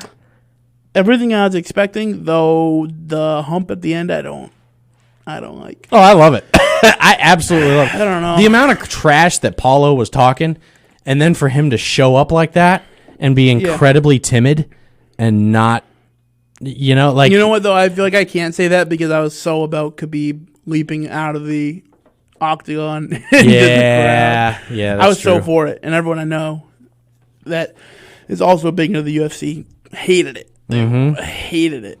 Yep. Oh, my God. We missed a hot take. I'm diving right away from UFC for a minute. Can we just talk about that pass interference call that costed us all $130? I haven't forgot about that. I still think about that a couple times. First off, let's talk about how money that parlay was. we had a great parlay, yeah, folks. We really did. While you're pulling the parlay up. So I'm gonna pull it up. The backstory was, I threw up the Sportsbook app and I put together a quick 6-teamer, I think, 5 or 6-teamer. It was a 6-teamer. And I loved the odds. You had There it is. You had who were some of the underdogs? So there was great odds. So the Packers were an underdog at plus 150, which was great. So we had the Packers. These are all money lines, no spreads. Yep. So 6-way parlay. I forget exactly. Hang on. Let me go to the original picture of it. Hang on. And see how much it was to win. It was 3. Okay, 70 or something. So split. it was $5 a piece. Me, Nick, and Drew. So we had Green Bay was plus 150. We had Seattle, who was favored, minus 240. We picked Tampa minus 260. We had Tennessee minus 150. We had Pittsburgh Steelers minus 210, and we had the L.A. Rams at plus 110. $15 the three of us put in, so $5 a piece, to win $365.05. That's a solid parlay right there. And we hit on all of them. I knew it was money. Like, I felt so good about it that I was like, I'm dry. It was like the games were all starting at 1. I sent it to you guys. So that's roughly, for you people at home, that's roughly about $120 a piece that we get. For $5. That we each get. For $5. Right? Yep. That's, that's worth it. And the Rams, so the Buffalo was ahead a majority of the game. Yeah, and they were up big. 3 of the games. I think they were up 28-10 at one point. And We had Tennessee the Rams down came. big. Yep, Tennessee Rams was down big. huge. The Rams were Pittsburgh was down. a bit. Like, we were down. The first 3 games were like, what the heck is happening? But Tennessee came back and beat Minnesota on a Goskowski field goal, Yep. 6 for 6. Yep. Goskowski. So we had, and Packers won, obviously. Seattle won. All of these teams won. LA came all the way back and takes a 3-point lead. And there's this defensive, if everyone was watching Red Zone the other day, defensive pass interference call that was a late flag. Extremely Very late flag on You're a 4th talking- down. What was it? 4th and 8? I think it was 4th and 8. Yeah, 4th and 8. Or 4th and goal, Extremely whatever the late case was, flag. 4th and something. 4th Real- down. It was game over. Ideally, I mean, So, a flag it was like such that, minimal contact. and your flag's on the initial contact. So, the initial contact, the flag should have been down on the field. Mm-hmm. That's what should happen right there and then. Honestly, it looked. The It was delay thrown. seemed It was very an shady. awful throw by Josh Allen. Yeah. Awful throw. Which then you also argue that there was no attempt. He didn't have a chance to make the catch. It From was the get-go. in terms of like. I mean, now the Rams know how the Saints feel, Yeah. but dude, in terms of a call that's made like that in the fourth quarter, I was shocked. I was so pissed the entire day. I got more and more pissed as more teams began winning. So we had the 3 come back, and then so we knew we were out by the time And the that- 4 o'clock game. That hit. game and that call exemplifies the shirt and why I'm wearing it today. The struggle's real. is real. It really is. The struggle is real. It should say the puggle is real, because there's a pug on it, Yeah. I think. But, whatever. Dad joke. But, yeah, that call just, it ruined my Sunday. Yep. It really did. I was just, It was so bad that I literally said to Drew, it came down to the last game as the Packers, and I said, Drew, what do we do here? You're a Packers fan. Do I root for the Packers? I was hoping the Saints would win. Yeah, I said, do I root Just for the to- Packers to win for you, or do I root for the Packers to lose for my personal Just so we feel mental better. health? So I feel like, whatever, regardless, we lost. Nope, of course not. We essentially sweep the parlay, except for that stupid call that ruined it, and I'll forever be pissed about that. Mm-hmm. That'll go down as one of the worst things Yeah. for a while for me. And then that was like one of the worst pass interference calls I've seen. Now, if that's a mid-game, maybe you make the call, but you don't make that call to cost a game to somebody. That is a bogus call.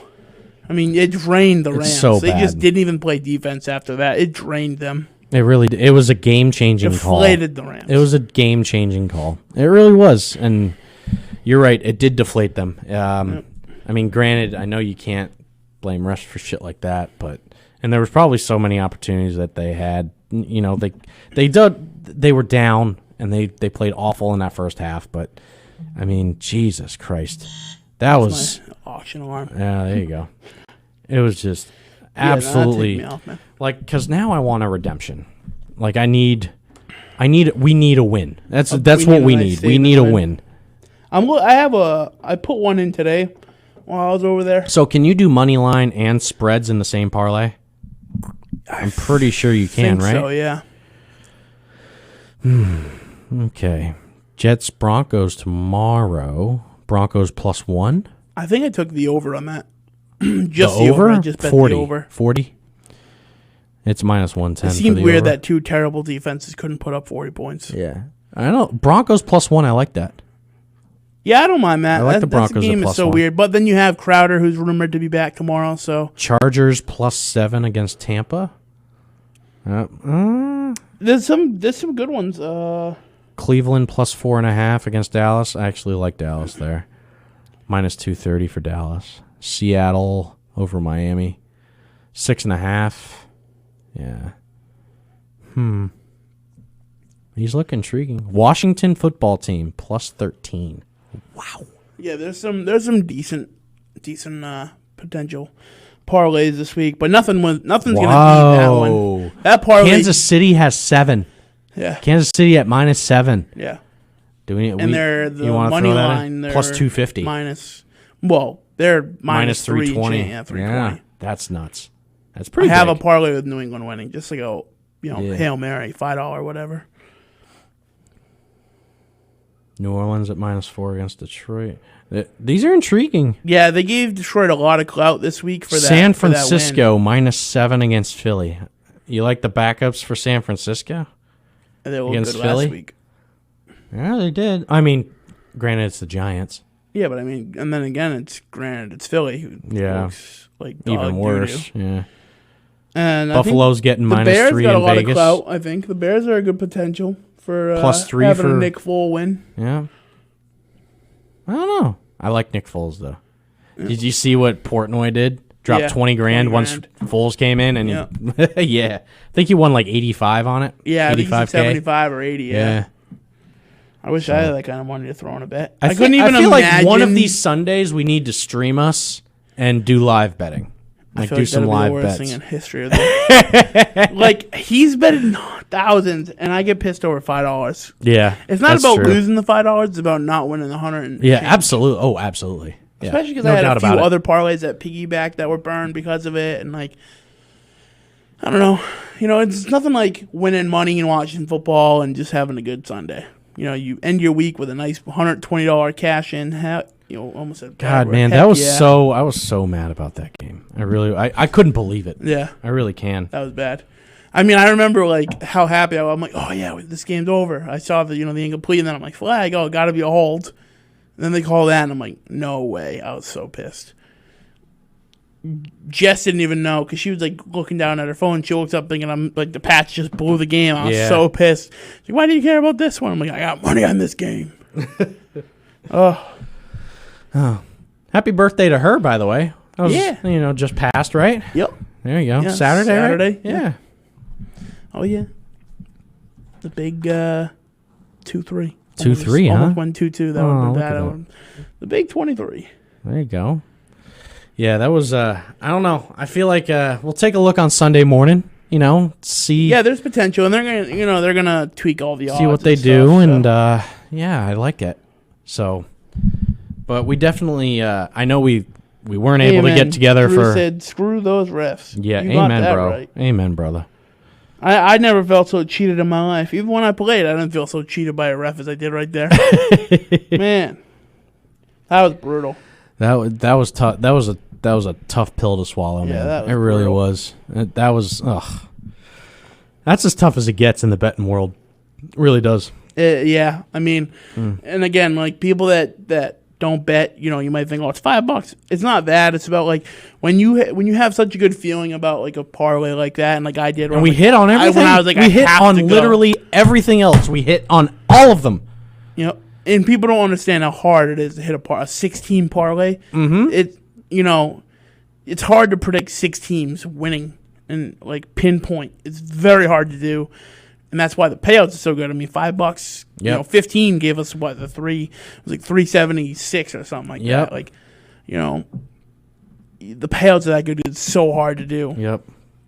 especially when we picked a Crazy. couple like underdog games and Yep. very close call games, and then you see 3 very close games. Yeah, it's tough. I mean, we've won plenty, so we win, we lose. But that one hurt. That was one of the most Hurt a hurtful lot. parlays I've been a part of. Hurt a lot. I mean, I've watched like a team get blown out to where I know it's over, but to like have the win, you think they win, you think you're good to go, and a late flag burns the whole thing down.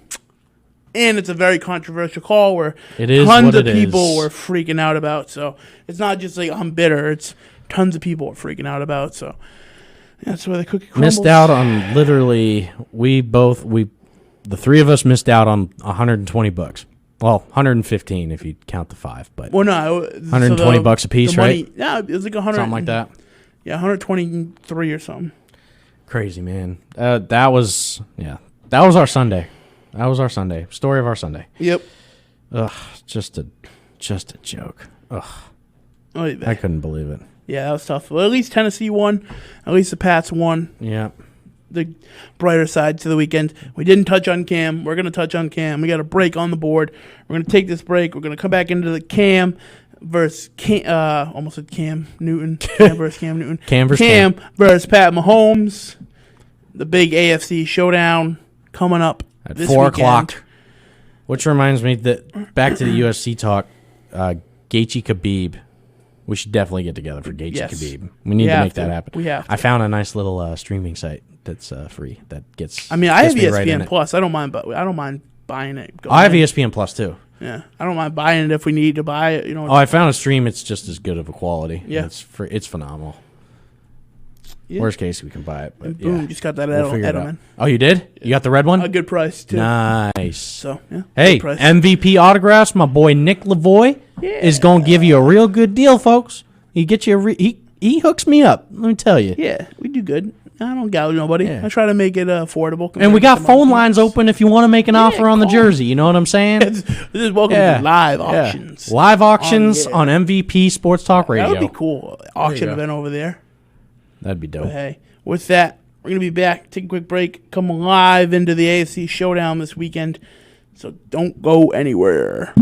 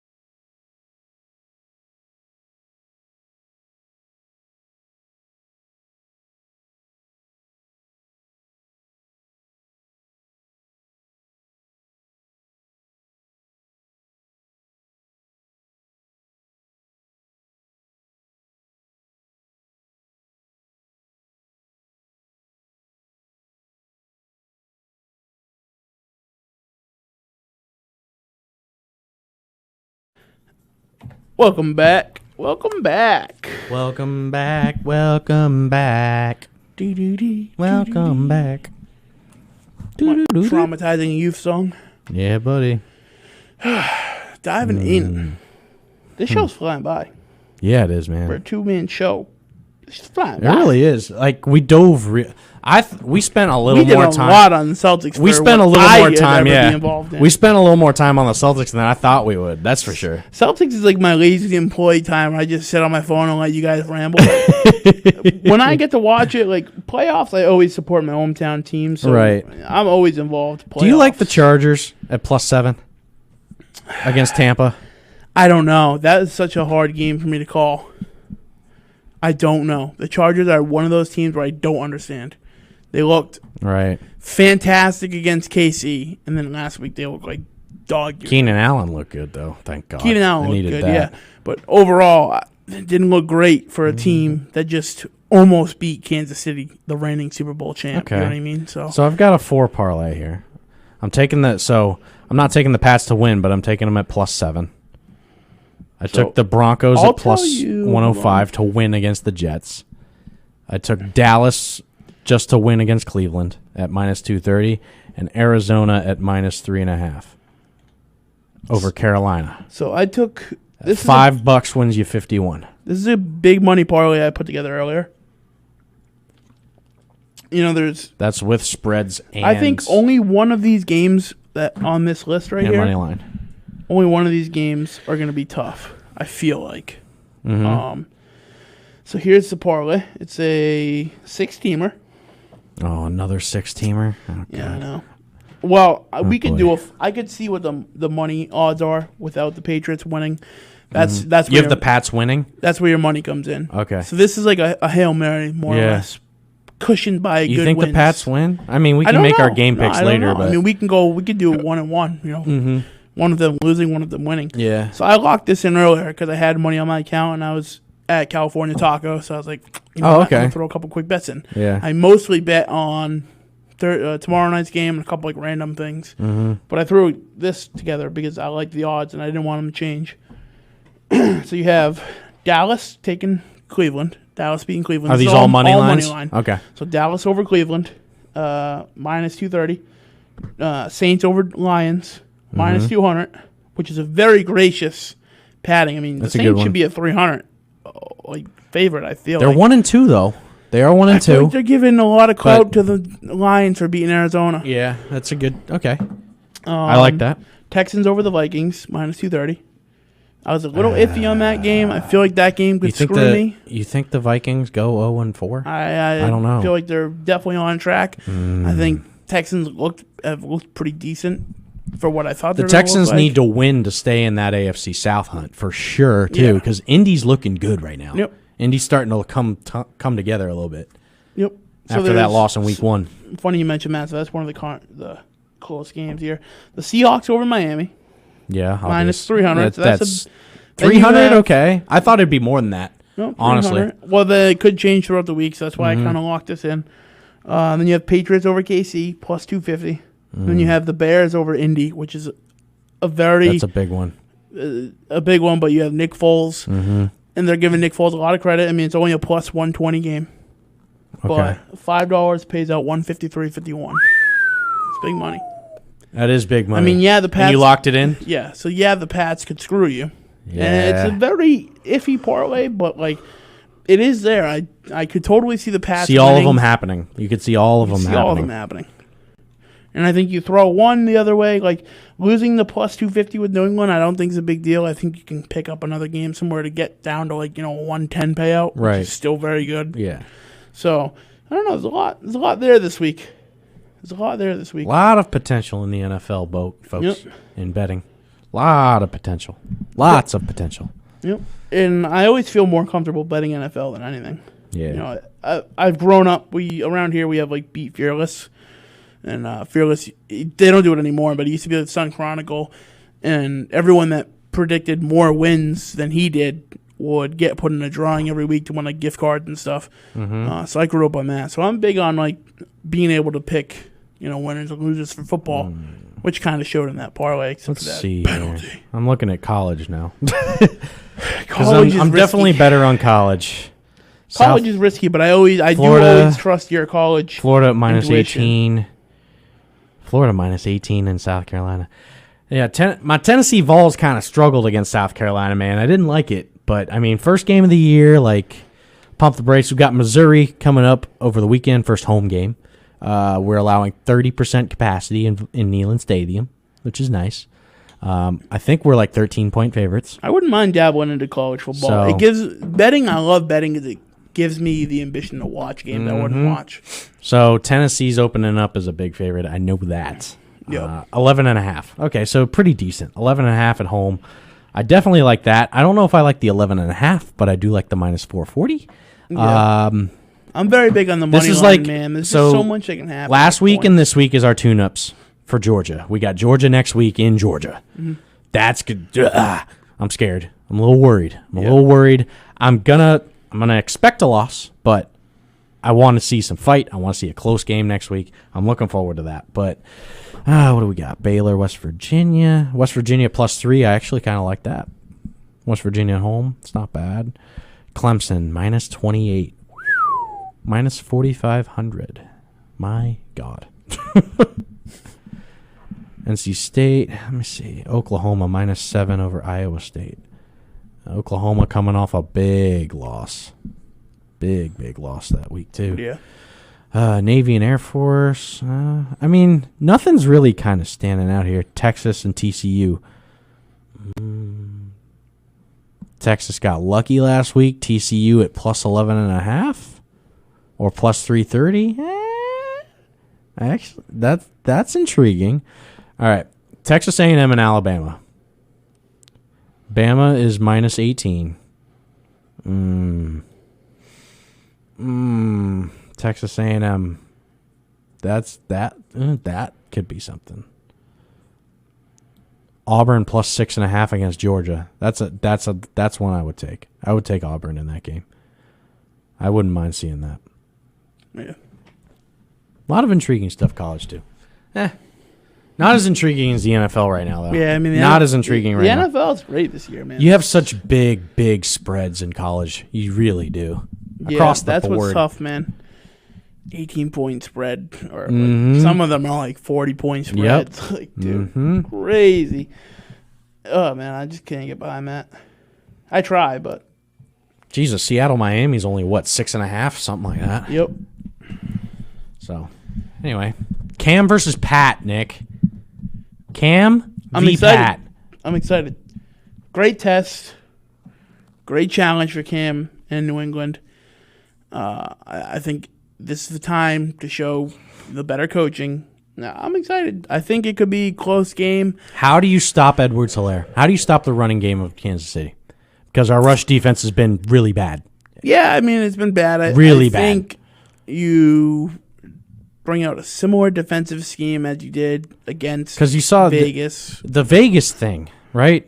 Vegas rushed for 5 points. They shied away from the run, and I told you guys this, in our group chat that they averaged like 5.7 yards a carry, all their backs combined. Yeah. And they shied away from the run game, so I think they again shooting themselves in the foot. I think they kind of shy away from the run game though, because you get into the chase point where like we got to get ahead of it, and, but they didn't stick with it, and with how bad it is.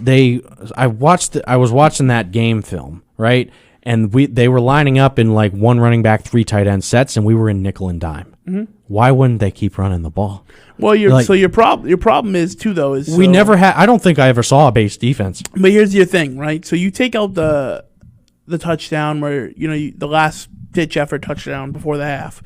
God, that was terrible. At that point, that doesn't happen. Yeah, that doesn't happen with a Belichick defense. At that point, they're chasing 10, right? So you go, in theory, as a coach, you're going into the half down 10. Now you're really down 3 thanks to that touchdown, but in your mind, mentally, you're down 10. So at that point, is the run game really working if you're them, right? So if you're a coach. For Vegas? Yeah. So with the touchdown before the half? So the problem with Vegas, and honestly the same with KC, is they're not interchangeable, right? You have a run game or you have a pass game, whereas New England has both options intertwined. Could be either or. So, like, for Vegas, they have to shift the full gear, right? They switch full pass. They buy into the pass. It worked on that last drive. That's what they're going to buy in on. They run it, and you get a little bit of it working here and there. But ultimately, you crap the bed. And I think with KC, it's going to be similar to where, they're going to feed the run a bit. They're going to try to do some passing. And, I think the passing is going to work, and they're going to try to stick to the pass game. But, Belichick's defensive mind, and he'll be able to adapt to that offense. It's not an offense he hasn't seen before. So you think Steve Belichick is taken over the defensive play calling, right? Do you think Bill takes over in this game? I do. I think you didn't see that great of a defense against Vegas. You still got to be a lot of yardage. I think maybe he lets him call the plays. Gilmore with another pass interference as well. I think he lets him be the face, but I think he's going to tell him what to do. Right. After seeing how Gilmore has played against Seattle and how he played against Vegas with the penalties, he was okay. Yeah. I'm starting not to defensive I'm starting to player buy there. into the trade talk now. Yeah. That you and Tim were mentioning last week. I'm starting to buy into it, especially with the way he's looking. Like, and credit to you guys, like that's what the Patriots have done in the past. Mm-hmm. And you know, I can definitely start to see that happening. I do love Gilmore as a player. I really do. I think he's a center point in that secondary, but I mean, if you trade him and flip him for some solid front seven player or even a big time receiver or something like that, maybe not OBJ, but I mean, what are the rumors here with Julio Jones? I keep hearing a little chatter about Julio too, getting possibly. Yeah, there's some rumors there, but I don't know if I see that happening. There's a lot of reasons why I don't see it happening. I mean, you got a team that can't, hold the lead to save their life. You got a riled up fan base. I don't see you getting rid of one of your top guy, one of the best receivers in the league. I mean, I just see chaos. I think comparatively, Julio is getting up there in age too. Like he's like 29. But the fan base doesn't really care about that. 30. I mean, they have their team, and Ridley has proven himself to be a number one. Yeah, right. Yeah. I would say he's top 5 receiver in fantasy right now. He's getting targets. He's making plays, and he's super young. He's kind of filling that role for Julio. And then you have a number 2 right now with Julio being out. You have Russell Gage, who's shown a lot as well. Maybe not so much last game. I started him last game, and he only got 2 catches. Mm-hmm. But before that, he was getting like 10 to 12 targets a game and 7 catches in week 1, 8 catches in week 2, 2 touchdowns in week 1. So, they still have formidable pieces to where they can use Julio Jones. They could throw him on the trade block, I think. Yeah. I firmly believe that. I don't know. I think it's another Hopkins situation where you're going to piss off a fan base that doesn't need to be pissed off any more than they are. Mm-hmm. It's risky. They could, and maybe they have a defense ready for it to where they kind of know it's going to piss people off and they're prepared for it and they have a rebuttal to it right away to try to calm people down. But for me, man, to a team that has looked embarrassing thus far, you lose the Super Bowl to New England the way they did. That's where it started. That's where downhill. That's where it started, man. That's deflating as a team. That's deflating as a franchise. Mm-hmm. Like I don't think not a lot of people talk about the residual effect. Like we all talk about how great of a comeback it was, how great Brady was in that fourth quarter and that second half, like how the defense was able to step up and make stops. But no one talks about like the after effects of what happened with Atlanta after that. Yeah. They've been epically awful. I don't think epically is a word, is it? Epically. They've been all-time awful ever since that Super Bowl. They've been absolutely terrible. They've, to your point, like Baltimore having all that talent. I think Atlanta has even more talent than Baltimore does. Arguably, Matt Ryan's a very solid quarterback. You have Todd Gurley in your backfield. You're giving him not as many touches as he should be seeing, especially if we truly think he's fully healthy. He should be getting a lot bigger workload. Especially when you're in the lead, that's your time to run exactly. The ball. They're not giving Gurley looks. That offense is just so disorganized and it's all over the place. You have receivers across the board. Hayden Hurst is a solid tight end. You have a pretty decent offensive line.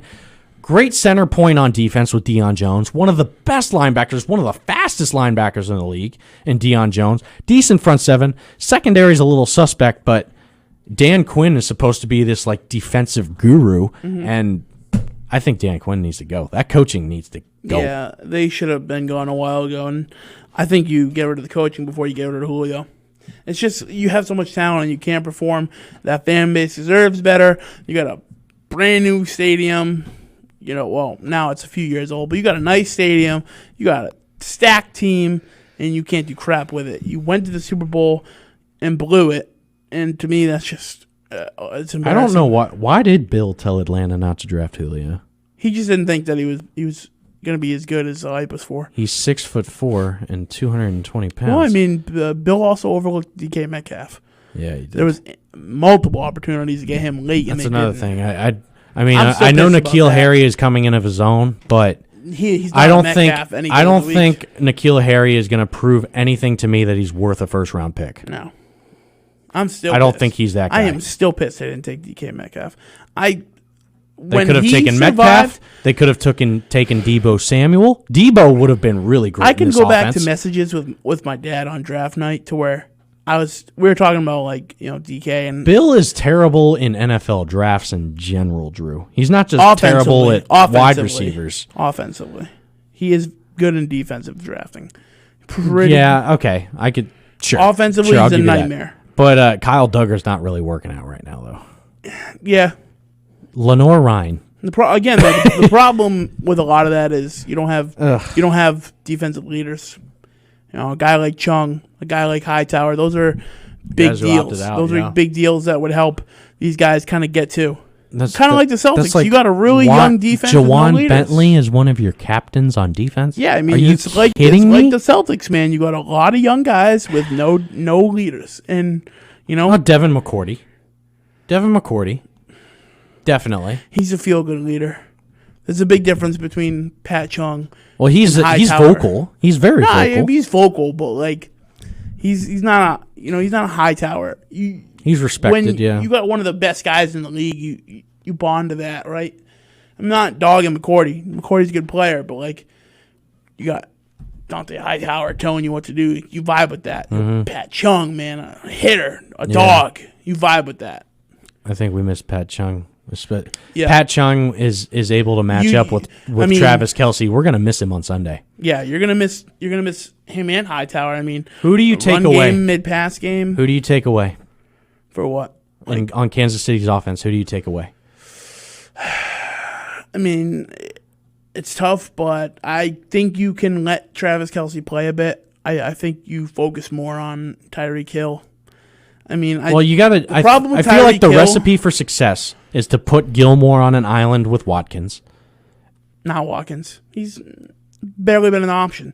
Aside from No, you put Gilmore on Watkins on an island, and then you no. flip in and out on Tyreek Hill with over-the-top help. That's what they've been doing in past years. I don't even think you're going to be able to do that with Watkins. I think you're going to have to go to So you put Gilmore on Tyreek? either on Tyreek or one of the other faster receivers. What's 17? God, Hardwell. Yeah, maybe McCall- Hardwell. McCall- Hardwell's been McCall running Hardwell. some deep shade routes, kind of right under Tyreek. Maybe you put him on Hardwell. I wouldn't mind putting like Jason I don't think you run him on or- Watkins. I wouldn't mind J.C. Jackson on Tyreek with over-the-top Yeah. help. And then I don't know. That's usually what we've done in years past is put Gilmore on Watkins on an island and I don't have help I don't over the think top with Watkins Tyreek is gonna and double get him. those routes. And how especially with no Chung, Kelce is your X factor, I think, in this game. Mm-hmm. I really do. Who are you going to stick on him? You gonna put Kyle Duggar on him? Are you gonna put what's his face who's been playing literally middle linebacker? Crap. Wilson? Is it Wilson or Adrian? Who's been playing down in the box? That's a DB. Forget his name. Yeah, I don't know. Jones? Adrian Wilson. All right. That's it. Okay, so you were right. Adrian Wilson. Yeah, I don't know. Hardman, Hardwell, yeah. Okay. McCole Hardman. Yeah. Is it Hardman? I thought it was Hardwell. No? Same thing, Hardman. Yeah, you know who we're talking about, Drew. Yeah. Drew's chiming in. Hardman. Yep. But Is it Phillips? I thought it was Wilson. Is it Phillips? Okay. Thank you, Drew. Thank you for the clarification, buddy. yeah, so I don't know. I don't see Watkins running the deep routes as much. I mean, coming off an ankle injury week 2, played last week, didn't get as many targets. I think yard-wise, maybe he had 30, 40 yards, something like that. But in a high blowout game, I mean, he didn't touch the ball as much as he should have. I don't know if he's an option, but then again, if you take it off, he's going to be a stud. So it's really hard to balance. They got a ton of fast receivers, and then you got Kelce. It's a hard team to play. Oh, my sister's in here. It's a stacked team. It Yeah, really it's especially offensively more than it's gonna be tough. This defense, there's blaring weaknesses, especially on the rush defense. It's as bad as I've ever seen it, and the secondary has been, suspect too. They really have. They've been. But I don't know We've been if- giving up some big plays these first 3 weeks. I don't know if you need a rush defense. I think a lot of teams fail by rushing Mahomes. You kind of pulling your backs on because you think he's going to take off. You pull your backs, and that's when he drops a dime. The only thing I'm worried about is if Kansas City goes back to their Week 1 recipe against Houston and they pound the ball with Edwards-Helaire like they did against Houston. If that happens and they have success, call it a day. It's over. Like it's you have to. That's where you have to shore up first. That's what you have to shore up first. And force them to be one-dimensional. Yep. I think you pressure Mahomes up the middle, not on the edge. That's where Winovich needs to kind of be more disciplined and not edge rush as much, I think, because Mahomes has the ability to get outside of the pocket and literally extend plays and make it look like he's playing on a playground, in the backyard throwing the ball around. That's not what we need. Yeah. I mean, you got to dominate the run. I don't think you pressure Mahomes too much. Let him feel comfortable back there. Let him take the time. I think a lot of teams kill themselves, shoot themselves in the foot, Baltimore included, by getting cocky, trying to get a sack, and you end up getting a 70-yard dime thrown on you, or 15, 20-yard go route. Drew, I know Watkins is a possession receiver. Watkins is, I'm coming out of that. Clemson, he was speedy. The argument that we were having was, who do you put on him? I don't think you put Gilmore on Watkins. Because even if you were to do it just to shadow Tyreek, there's going to be too much separation. I mean, you have Hardman in between them now. Hardman's probably going to be in the slot, though. Gilmore doesn't play the slot. Right? I mean, I don't think he's been running mostly post routes. Your Watkins is really going to be your slot guy from what it's been happening. Again, they could change it up, but Watkins is like your go and get a nice cut across on a third down. Got to get a first down play. I feel like you mix it up on coverages with Tyreek. Like put a different guy on coverage. him like all the time. You're gonna have to bounce coverage with Tyreek, and you double him. You have to. Yep. You have to have somebody on his side of the field, always watching him. But at the same time, I think we saw it last year when Tyreek would occupy the safety, and that would open things up for guys like Hardman and Watkins to get down, or even Kelsey to get down the middle of the field and be open like for 20, 30 yards, Yeah. So that's another thing we have to worry about. We got to get this final break out of the way, which will only leave us with a few minutes left, but I don't want to dig into have the break on the top of the hour all messed up. So we'll be back for a few minutes to close it out. We'll make our picks. Yeah, we'll have our picks, score predictions, and so stick around. 508-222-1320 if you want a final chime in. Don't go anywhere.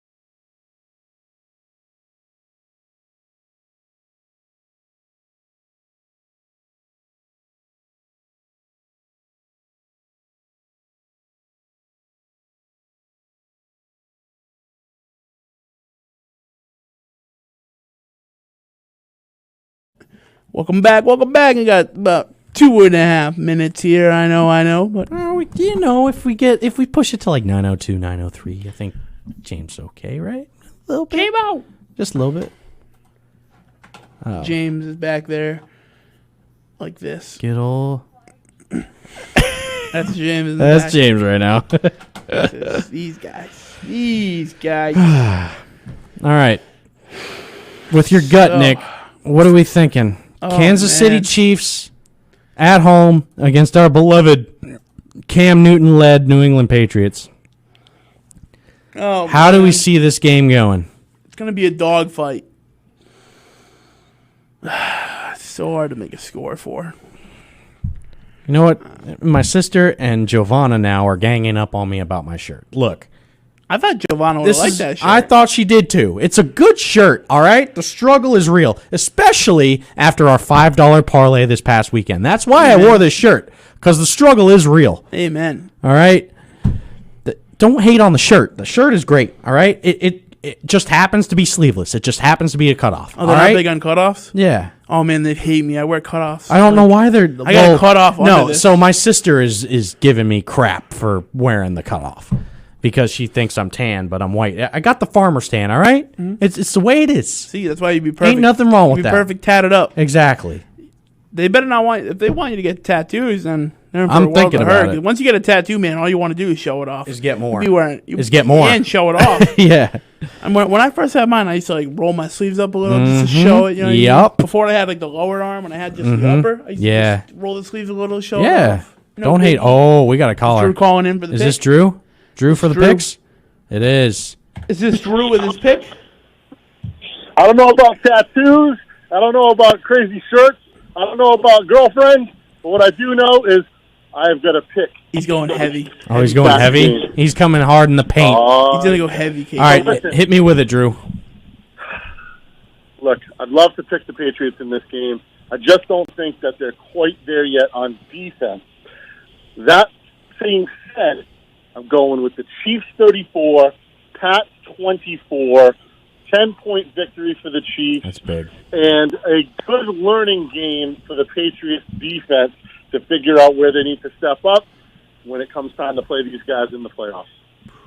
That's a bold statement, Cotman. I like the 34, though. Yep, that's bold. What are you thinking, Nick? I'm going, and it'll probably bite me in the rear.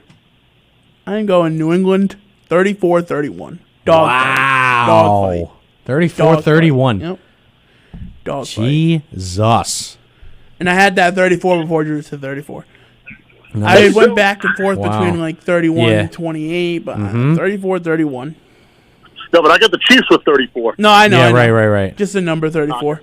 Yeah. I feel like... Oh, jeez. It's tough, man, because even from a non-fan perspective, I know that New England can win. If New England can somehow find a way to keep them under 30, they win. Under 30? Under 30. It's a Bill Belichick defense. If they can figure out how to keep them below 30, they win. But, you know, with everything that's happened in these first 3 weeks, the Cam looked great against Seattle. I get it. I don't think Cam's going to have a bad game, but I don't think he'll be able to keep up with Mahomes. And I don't know. If we need to establish the run game, but this game, I think it's a wake-up call. I really do. It's kind of it's not really a must-win, but it feels like a must-win. 38, Kansas City 38, New England 21. Holy smokes! That's my pick. Holy smokes! I am a diehard Patriots fan. I am, but I feel like on Sunday we're gonna get a slice of humble pie. I know we're all hyped up on Cam. We're hyped up on this team, how they're looking, what he's bringing to the offense. I get that, and I'm with him. But this isn't the game. I don't think this is the game. I think Mahomes is going to have another solid game. I think Edwards-Helaire is going to have a big game. And I think this is going to be a big wake-up call for that defense, and it's going to be a wake-up call for the Patriots. 38-21, Kansas City. Wow. Wow. I hope trust me. I'm praying I come in next Wednesday and I'm wrong, and I'm dead wrong. I really do. Man. I had to go bold here. I'm trying to be as realistic as possible. I see a blowout. I do. It's in Kansas City. There's going to be, I know it's not going to be as many fans there, but there will be fans there. It's going to have some sort of factor. You said 38-21? 38-21. Okay, Drew, yours was 34. 34-24. 24. Yours is 34-31, right? Mm-hmm. That's right. I'm perfectly okay with being wrong in my prediction. I'm gonna be cheering my heart out for the Pats on Sunday. I really am, but 38-21 sounds good. Maybe 24. Maybe 24. 38-21, 38-24. I like that. But yeah, that's my pick. I think you're right in the same ballpark that I was in, Ryan. You know, you're thinking they're gonna put up 30+ points. I think the Chiefs are just in a whole nother class than you right now. Yeah, I agree with you, man. I just think that defense has so much to learn right now, the Patriots defense. And, you know, they did a good job against the Raiders last week. But after this game... But I feel like it's a whole different ball game against... But after this game, you're 2-2, all right? Buffalo could lose this week, all right? And... You know, you're 2-2, and after this game, I think is where you start to see strides with the Patriots. I think this is the game that kind of similar to the year when we beat Atlanta, when we went into Kansas City and they beat us 41-14 with Alex Smith. They killed us in Kansas City, and everyone wrote us off. I see that being the type of game here. Yeah, that feels about right, man. Hey, real quick, what do you guys have for the Lakers game tonight? Lakers or Heat? I got the Lakers taking it. Lakers take game one. Yeah. I put money on the over, I think. I don't remember now. Maybe. Nice. Over was 217.5. I love it. I'm all about the I don't know. Game one, I like the under. I'm stacking hard on Anthony Davis tonight. I feel like he's going to go off. And right behind him, I've got Bam Adebayo with 20 and 10 easy tonight. And then I've got some sharpshooters in the lineup.